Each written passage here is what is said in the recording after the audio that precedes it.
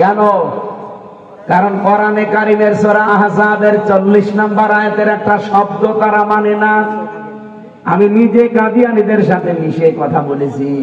আমার শ্বশুর বাড়ি চুয়াডাঙ্গা উথলি, ওর বাজারে কাদিয়ানীদের মসজিদ, ওরা নামাজ পড়ে, আজান দেয়, ওর পাশে হচ্ছে আমার শ্বশুরের মসজিদ। আমি দেখেছি তাদের সাথে কথা বলে যে আপনাদের যে মানুষ কাফের বলে, কেন বলেন তো? কোরআন শরীফ পড়েন না? যা পড়ি, নামাজ পড়ি, আসলেন মনে হয় নামাজ পড়লাম। মসজিদ হচ্ছে রেল লাইনের এই কোলে আমাদেরটা, এই কোলে ওদেরটা। ওদের ইমাম আছে, খতিব আছে, মুয়াজ্জিন আছে, খাদেম আছে, মসজিদ চকমক করছে, টাইলস লাগানো, এসি দেওয়া।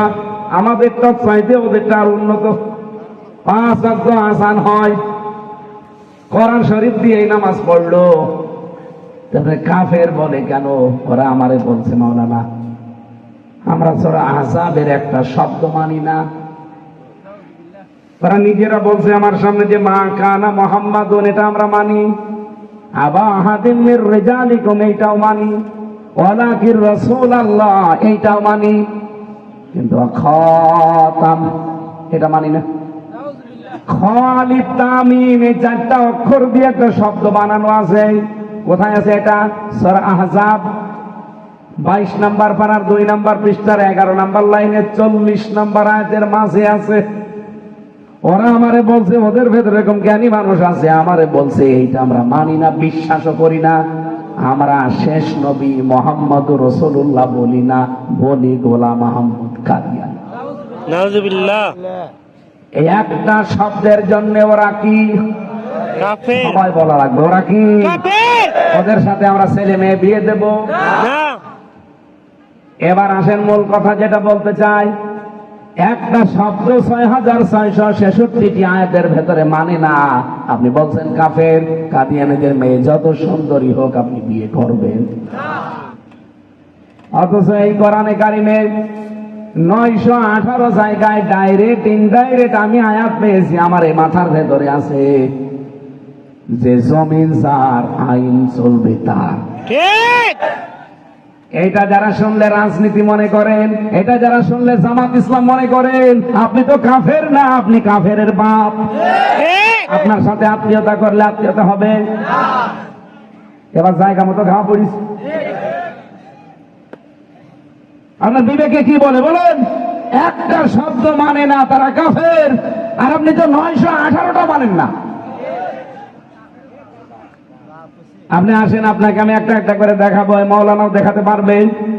আলা আলাহুল খালক ওয়াল আমর ইনিল হুকমু ইল্লা লিল্লাহ, এরকম একটা একটা করে আমি পুরা কোরআনে 918 জায়গায় পেয়েছি যে জমিন যার, হুকুম তার। আপনি হুকুম দিয়ার কে? আপনিও আল্লাহর সৃষ্টি, আমিও সৃষ্টি। আপনি আল্লাহর গোলাম, আমিও গোলাম। এক গোলাম আর এক গোলামের কথা মানলে মালিকের কি হবে? মালিককে অপমান করা হয় না? কবে ঢুকবে মাথায় এই সহজ কথাটা?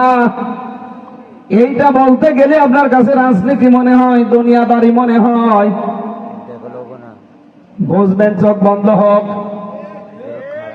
আপনার অন্তর যে বললাম কালো হয়ে গেছে, মরিচা লেগে গেছে, এমনি না, জং ধরে গেছে।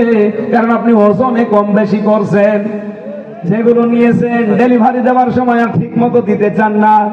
আল্লাহ যেন আফসোস করছেন তাদের জন্য। ওয়াইলুল লিল মুতাফফিফিন আল্লাযীনা ইযা তালু আলান নাসি ইস্তাওফুন ওয়া ইযা কালুহুম আও ওয়াজানুহুম ইখসিরুন।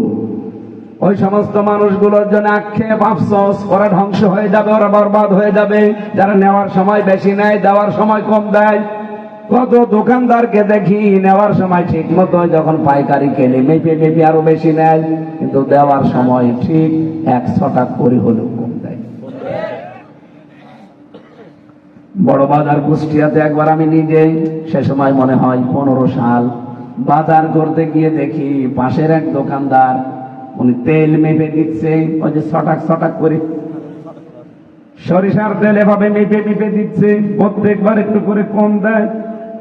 দেখে দেখে গেল, রাগ হয়ে খরিদ্দারের সামনেই বললাম, যাই কি করেন আপনি? মাথায় টুপি দিয়ে আপনি তেল কম দেন মানে নামাজ পড়ে আসলেন, আমারে বলছে বেশি লেকচার দেবেন না।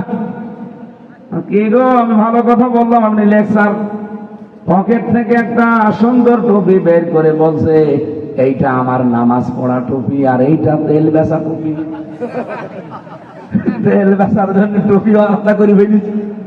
ও মনে করছে যে নামাজের টুপি দিয়ে তেল বেচলে কম দেওয়া যায় না, কিন্তু এই যে টুপি, তেল বেচা টুপি, কালো হয়ে গেছে, ওইটা মাথায় দিয়ে তেল বেচলে মনে হয় এদিক ওদিক করা যায়।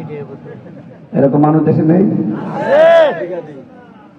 নেওয়ার সময় ঠিক মতোই নেন, দেওয়ার সময় দেন না। কোনো মাস্টারও ছাড় পাবে না, কোনো বক্তাও ছাড় পাবে না। 3.5 লাখ মসজিদের ইমাম যদি আজ আমরা 7 দিনে